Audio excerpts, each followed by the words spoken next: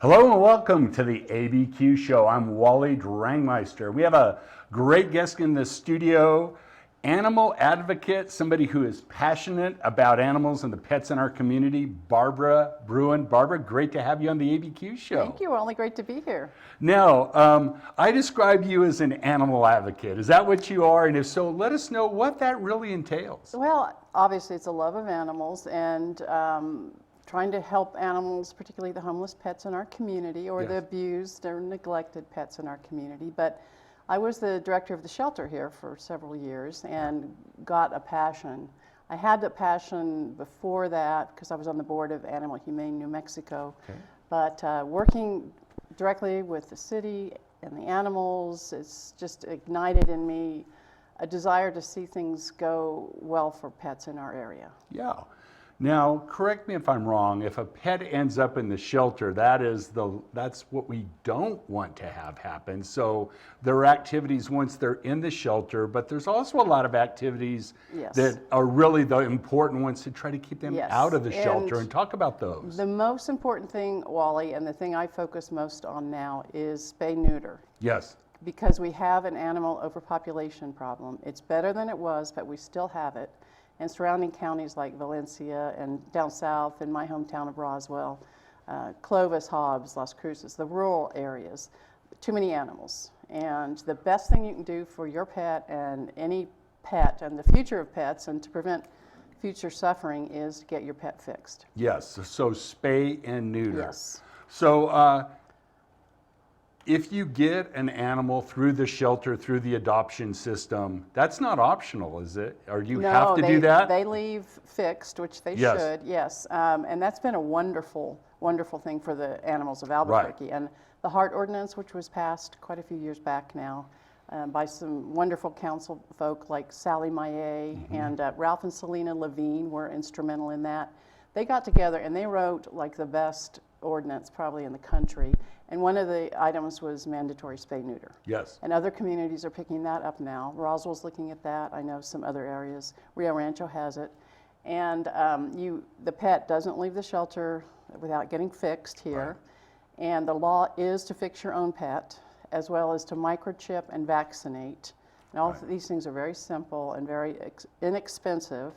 One reason it's great to get your pet from the shelter is it comes with all of these things. It comes with the full package, like the deluxe package. It's the deluxe package. So it really is the best deal in town. Yeah. And we love to say adopt, don't shop. Right. Because, you know, one litter, one unneeded, unnecessary litter is just one litter too many. Yes. And if you say, oh, I want my cat to have one litter of kittens so my children will experience how much fun that is, well, those are homes, even if you get the cats to a new home and they get them fixed, which the odds of all that happening are slim, even then there's a cat in the shelter who won't have a home. Yes. And we're doing much better there. The intake in Albuquerque is way down, which is huge, huge. While I was there, I believe we cut intake by 42%.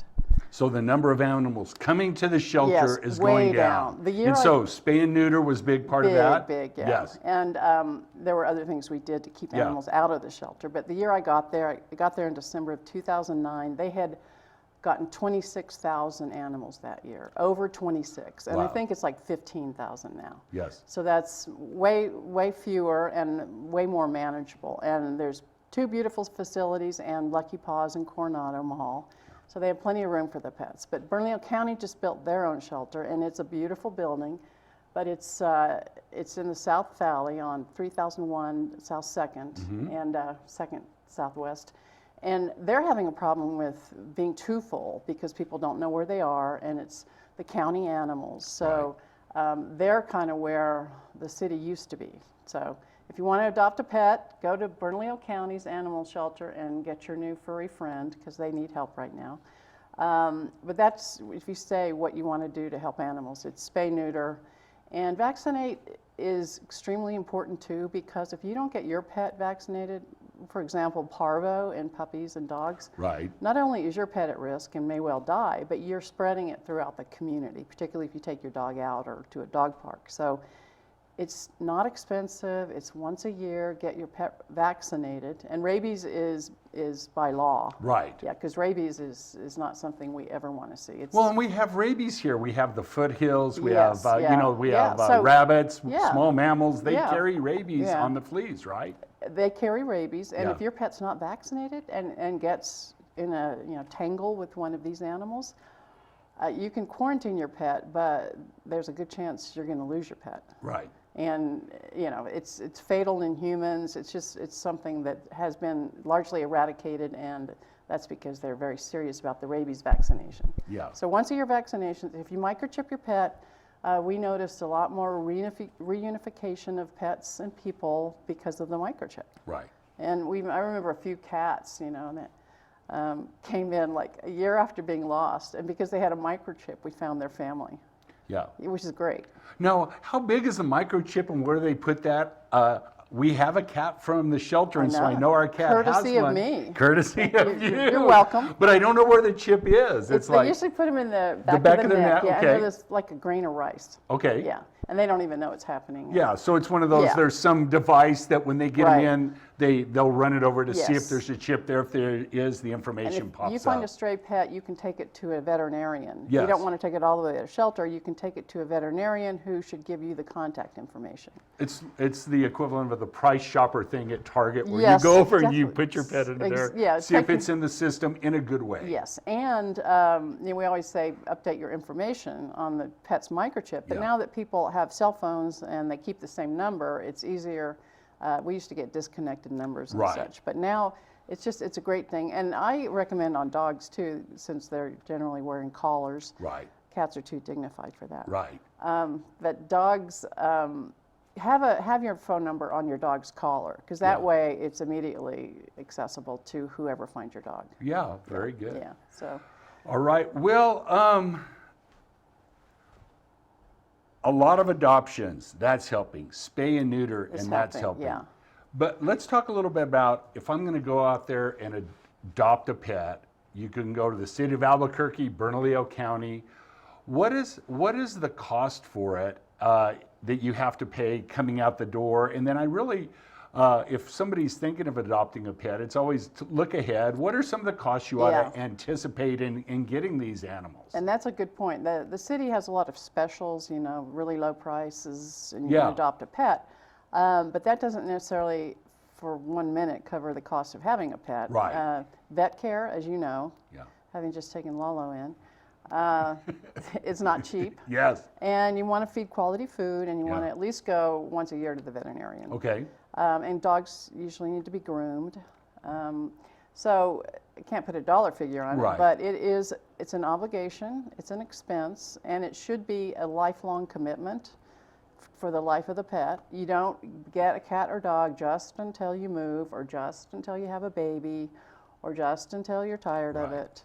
And for older people, you need to make a provision for your pets. Right. Like if you're going into assisted living or you pass away, who's going to take care of your pets? Right. Yeah, because they end up in the shelter and they're just so confused and sad. And fortunately, they don't euthanize, at least not when I was still at the animal Right. welfare department, because the pet's older. Right. If the pet's healthy and still, active and happy, the pet can get a second home, but obviously they're not the most adoptable. People want kittens and puppies, and I always tell people, kittens and puppies are a lot of work, number one, and number two, you're not sure what you're getting. Right. When you get an older pet, you kind of know their personality. With a dog, you know their breed. You might get a puppy, a pound puppy, And it looks one way. It's cute and fluffy and nice. or it turns into a Great Dane or something. It's like, which is kind of fun, but at the same time, mature pets are great. Yeah. And I saw on Albuquerque's website last week that a 17-year-old cat was turned in because its owner went to assisted living, and that's Right. just so sad. And I think the cat was either at the East Side Shelter or Coronado, but they were looking for a new home for him, and he had a lot of life left in him. But it's the special soul that's going to take an older pet. Yeah. Now, if you acquired your dog or cat through some other means and it's not spayed and neutered, spayed or neutered, What are some resources for that? Because as you alluded to, I think there's promotions from time to time. It doesn't have to be expensive. It doesn't have to be this huge thing. What's a resource for that? On my website, barbarabruin.com, we list some low-income resources. Okay. And there are some veterinary clinics that are less expensive than others. Yes. And it's good to establish a relationship with a veterinarian once you adopt your pet. Or if you've got your pet unfixed, find a good vet. Yes. And it can be expensive, but it doesn't have to be. Okay. And it's not optional, in the city of Albuquerque. You can get a citation for having an unsterilized pet. So. Okay. So that it's against the law. It's against the law. And as I said, if you are low income, there's lots of avenues. Well, that's fantastic. Yeah, it's a great thing. Albuquerque's a wonderful pet-loving city. Yes. We still have a problem, like big municipalities often do, and we're moving in the right direction, but by and large, there's a lot of wonderful animal-loving people here. Yeah. On a personal note, talk to you about your history with pets and animals. Did you have pets growing up? Is that how you got your start? Well, I always loved animals. Yes. I wanted to be a veterinarian. Unfortunately, I got over that because I think that's a heartbreaking profession for someone who loves animals. Right.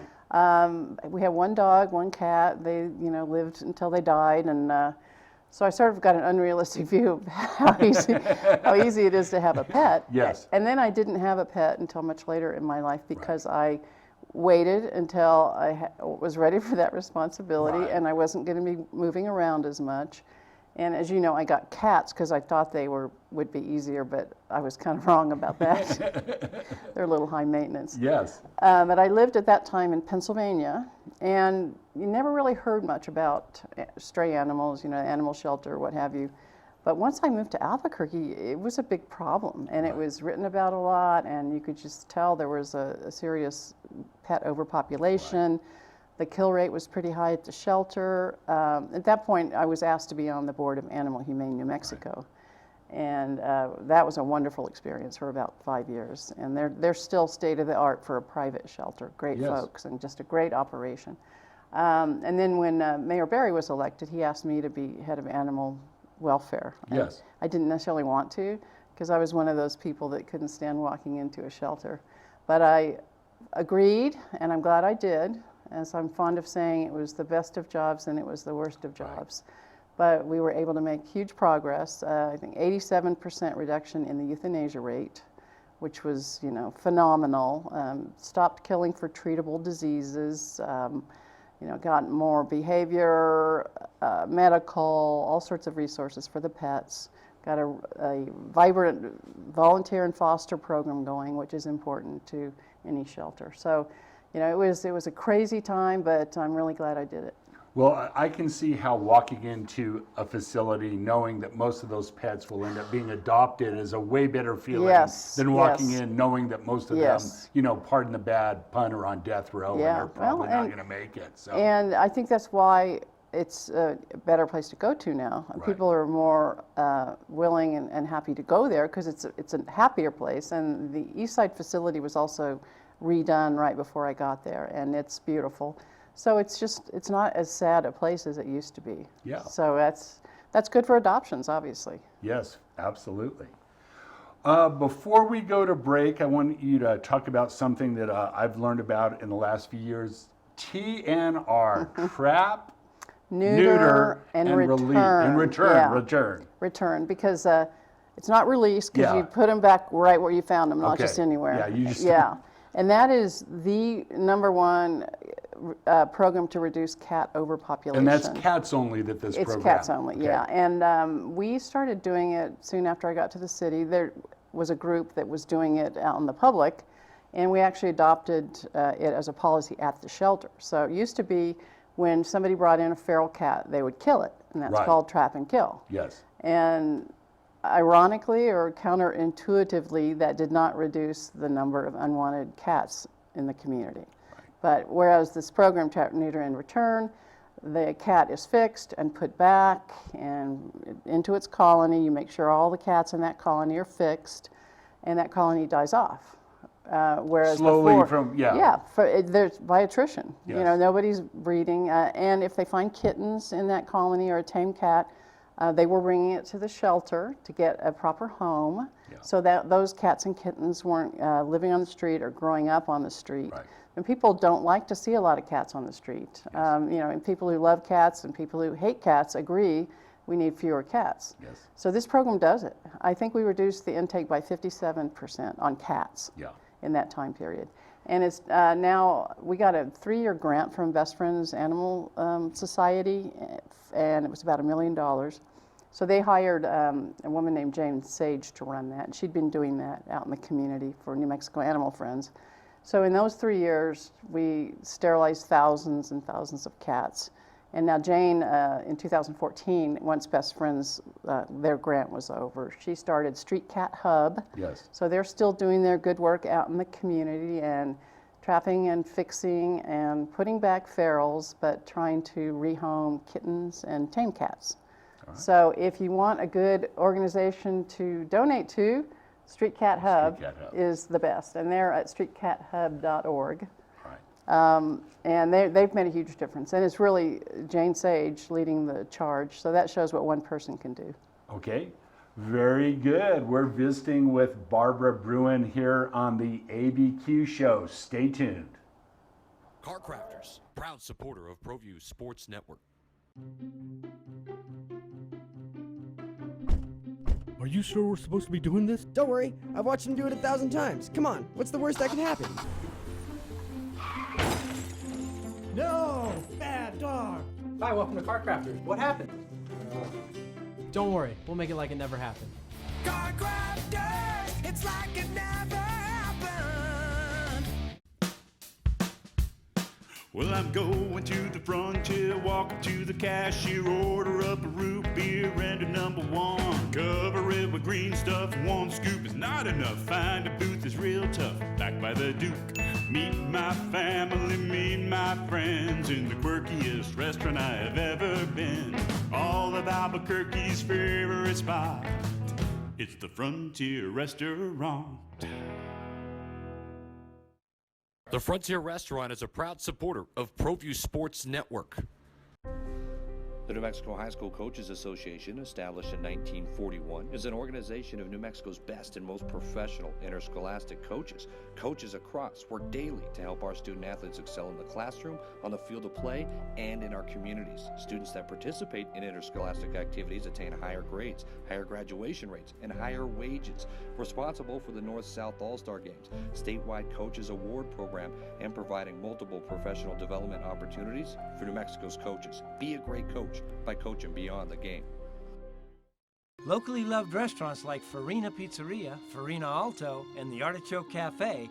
Sadie's is a proud supporter of New Mexico high school sports and athletics, and we here at ProView Networks would like to thank Sadie's for their continued support in helping us bring you all of your New Mexico high school sports coverage.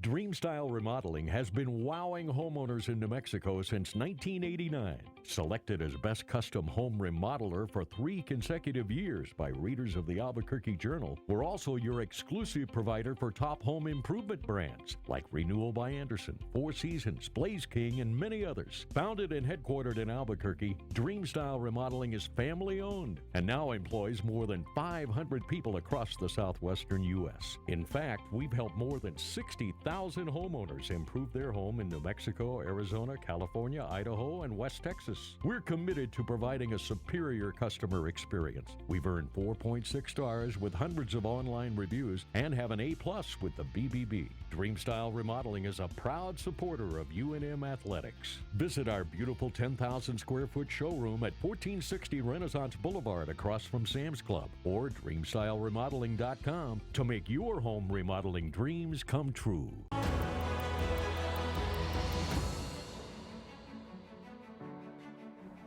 Welcome back to the ABQ Show. I'm Wally Drangmeister, and we're visiting with Barbara Bruin, barbarabruin.com. She is a passionate and interesting and talented animal advocate. And Barbara, we were talking a little bit before we left about trap, neuter, and return. Exactly. Very innovative program. But I wanted to talk to you about innovative program. You're doing a lot out in the community. You have a website, barbarabruin.com, that has a lot of resources. You do a weekly radio show on KIV8. Yeah. KIV8. Talk to me about the radio show, what you talk about, and when people can catch that. It's at Saturday mornings about 11:15. And we always have Pets of the Week. Yes. And lately I've been having them from Bernalillo County since they're the fullest shelter. Yes. And we talk about whatever's topical for animals or, coming into the season. Yes. For example, we spoke in the last show about we did not have any animals dying in cars heat incidents this summer that we know of, which is great. Thank goodness. Yeah, so we always brought home that point.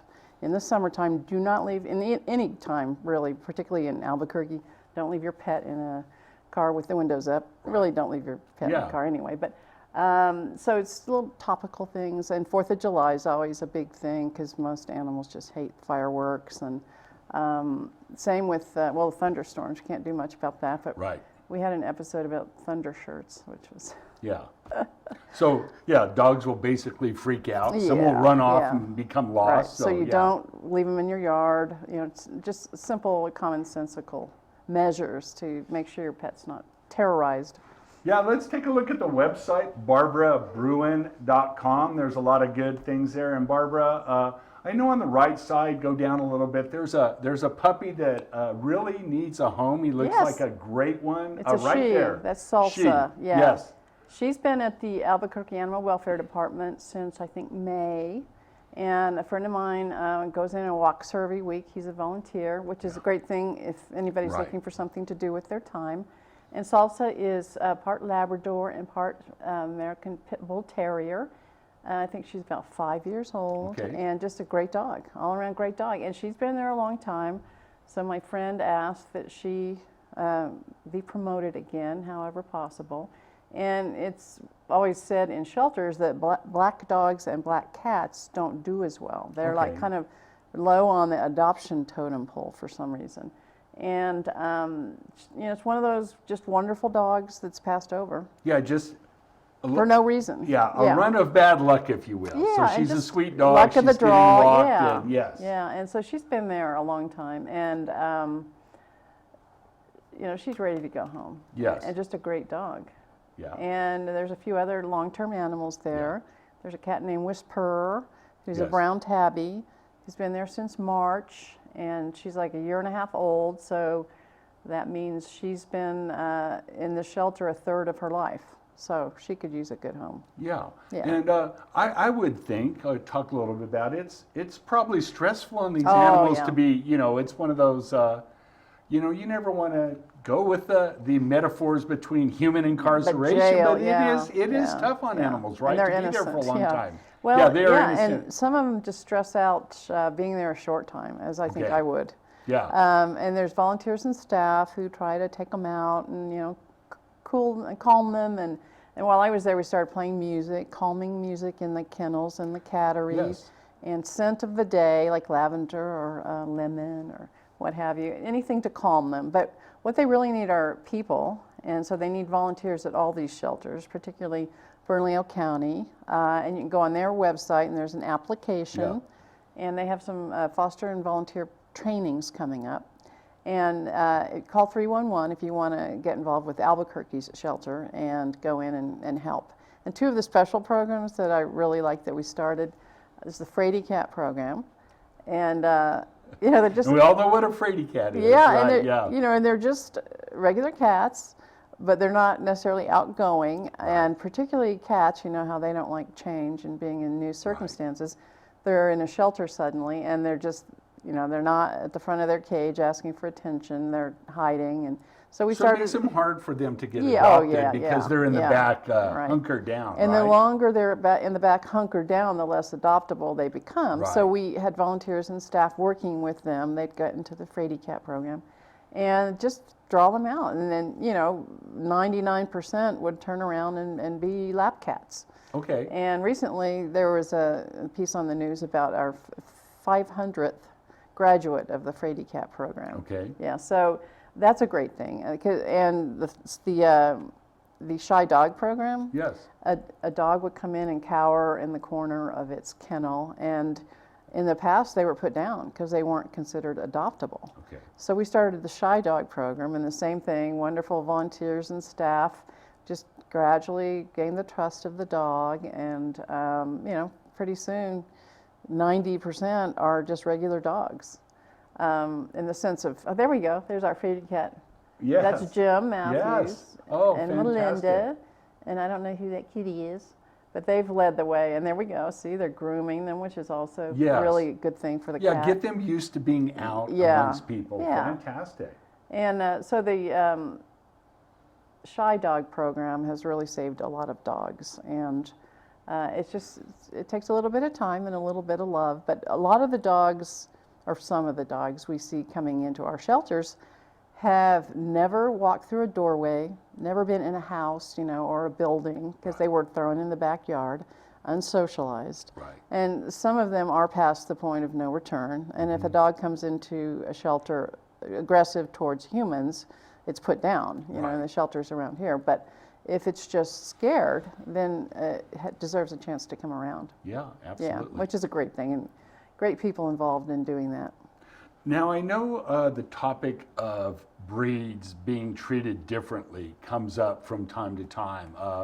What is your thought on the breeds? Are there good breeds? Are there bad breeds of dogs? Because some definitely do get a bad rap, as it were. And we're talking about pit bulls, of course. Yes. The media likes to, run scary stories about pit bulls. Yes. So anytime a pit bull bites, it makes the news. But if a golden retriever bites, it doesn't. So they've been vilified in the press, and they've had their share of bad owners because they're the bully breed of the moment. It was German Shepherds, Doberman Pinschers, Rottweilers, and now, for a while now, it's been pit bulls. And they are great family dogs. In England, they're known as nanny dogs. Right. So they're not inherently ill-tempered or prone to fighting.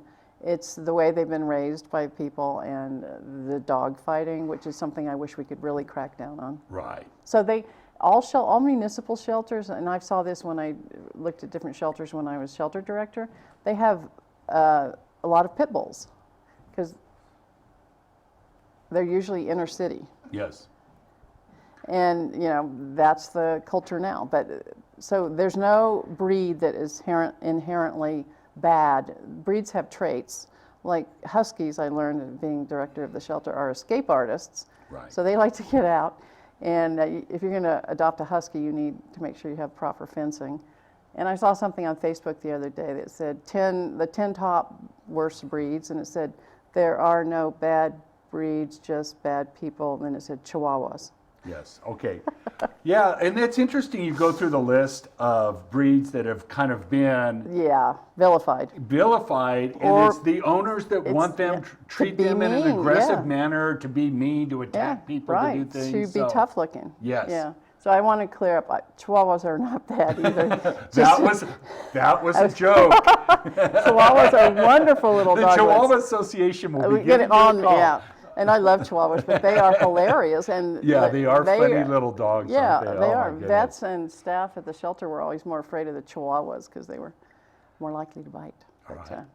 All right. So to close the show, we talked about keep your dogs out of the car with the windows out of the up shelter. Or down, out of the shelter. When it's cold, make sure they're warm. Inside. Any other just kind of things that people might not think about that really is helpful to animals based on all the work you've done over the years? Well, if you love animals and you want to help, but you don't necessarily want to go to the shelter and volunteer, you can donate to the causes, including Trap, Neuter, and Return that we just discussed. Yes.